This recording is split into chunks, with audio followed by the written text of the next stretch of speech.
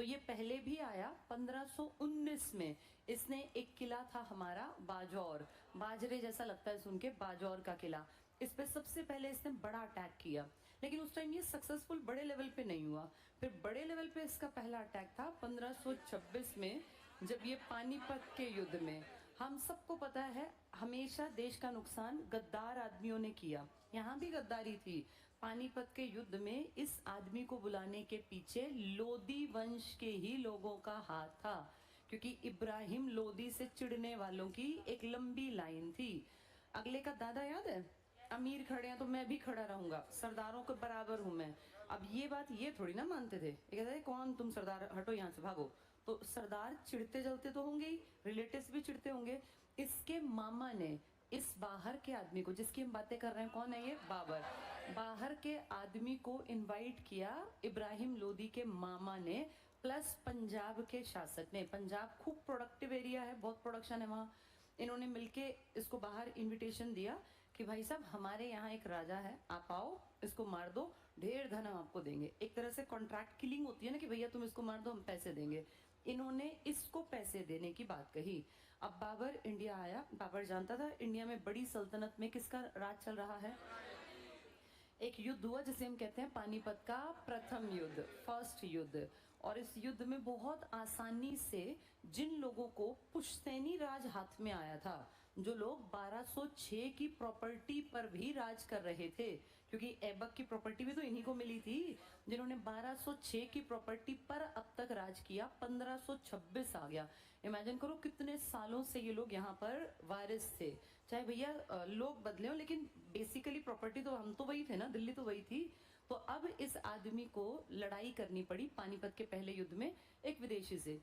इसको ये कंफर्मेशन देगी मैं जीतूंगा, मेरे पास इतनी लाखों की सेना, भैया मेरे पास पुश्तैनी पैसा। अब ये बाबर छोटा सा फरगना का एक शासक, लेकिन उसने ना इसको कम आंका। ये बाबर पुश्तैनी बहुत ज्यादा खूंखार प्रजाति का था, क्योंकि इसके दादा तैमूर और चंगेज, नाना और दादा दोनों ऐसे परिवारों के थे जिनकी वर्ल्ड में एक नाम से ही लोग कांपते थे कि चंगेज खान।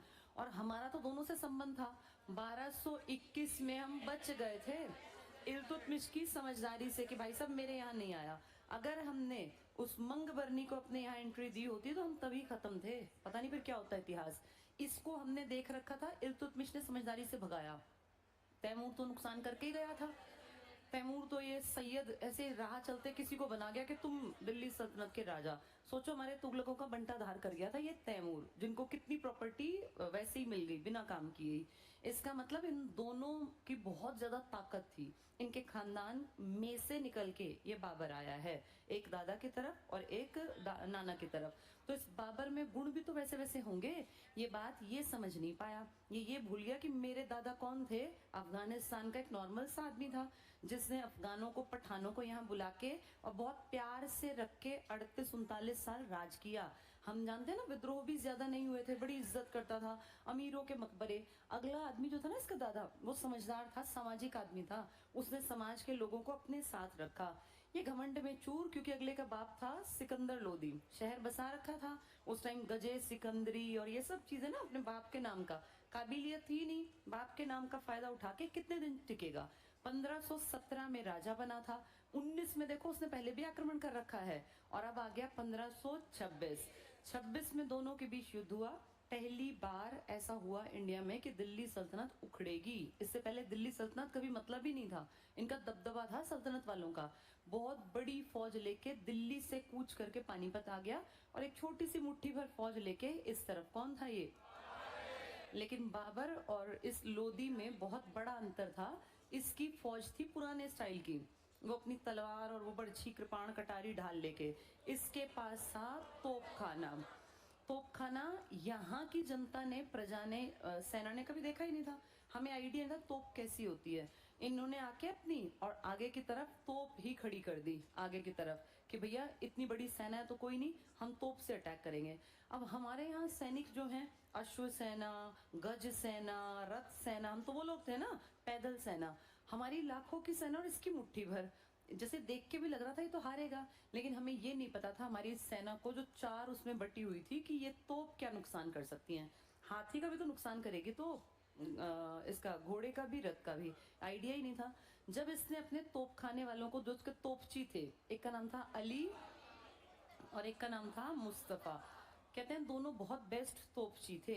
इनको पता था कब कहाँ तोप से गोला फेंकना है, कहाँ ज्यादा प्रभाव पड़ेगा।